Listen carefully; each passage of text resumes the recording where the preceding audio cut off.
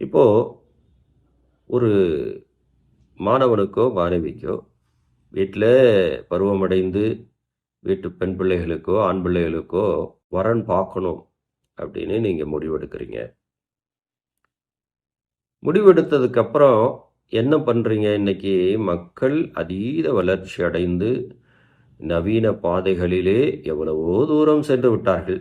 அவர்களை இப்போது இழுத்துட்டு வர முடியாது. ஆனா, நீதிமன்றங்கள போய் பாருங்க. எத்தனை குடும்பங்கள் விவாகரத்தோடு வந்து நிற்கிறது. அது எவ்வளவு பெரிய ஜாம்பவானாக இருந்தாலும், வீட்டுக்கு கதையே வேறு. நாட்டுக்கே ராஜாவாக இருந்தாலும், வீட்டுக்குள்ளே அவர் பூஜா தான். இந்த பதிவு எதுக்கு அப்படின்னா, பெற்றவர்கள் பிள்ளைகளுக்காக வரன் தேடும்போது கோட்டை விடுகிறார்கள். அந்த காரியத்தை முடிச்சு கொடுத்தா போதும். 10 லட்சத்துக்கு 20 லட்சம் செலவானா போதும், பெண் பிள்ளையை தள்ளிவிட்டா போதும்னு வரன் பார்க்குற பெற்றவாளும் உண்டு. நம் பிள்ளைக்கு எந்த வகையிலாவது ஒரு நல்ல வாழ்க்கை அமைய வேண்டும் அப்படின்னு தான் நிறைய பேர் நினைப்பான். அப்ப நல்ல வாழ்க்கை அமைய வேண்டும் என்றால் ஒரு மாதிரி நிறைய பார்க்குறோம். நிறைய ஜாதகங்களை நம்ம பார்க்குறோம். இவங்க என்ன நினைக்கிறாங்க? ஒரு வர பெண்ணோ ஆணோ டக்குன்னு போய் பார்க்குறாங்க. பார்த்துட்டு அவங்களோட ஜாதகத்தை வாங்குறாங்க. யாராவது ஒருத்தர்கிட்ட கொடுக்குறாங்க.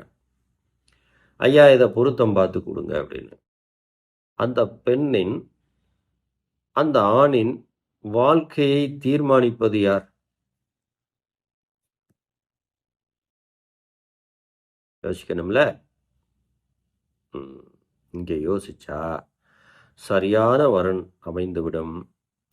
அங்கே கடைசி காலம் வரை அந்த ஆணும் பெண்ணும் இணைந்து வாழ்வார்கள். நீங்க அந்த இடத்துல யோசிக்காம அவன் சொன்னா, இவன் சொன்னா, மாமன் சொன்னா, மச்சான் சொன்னா, தெரிஞ்சவர் சொன்னாரு, இப்படிதானே போயிட்டு இருக்கு. முதல்ல கல்யாண தரகர்னு ஒருத்தர் இருந்தாரு. இப்போ மேட்ரிமோனி. கல்யாண தரகர், அந்த தரகு வேலை ஒரு ஆணுக்கும் பெண்ணுக்கும் இன்னொரு குடும்பத்துக்கும் இடையில ஒரு ஏஜென்ட். அது உலகம் பூரா இப்போ ஆபீஸ் ஆயிடுச்சு. அப்படி கல்யாணம் பண்றவங்க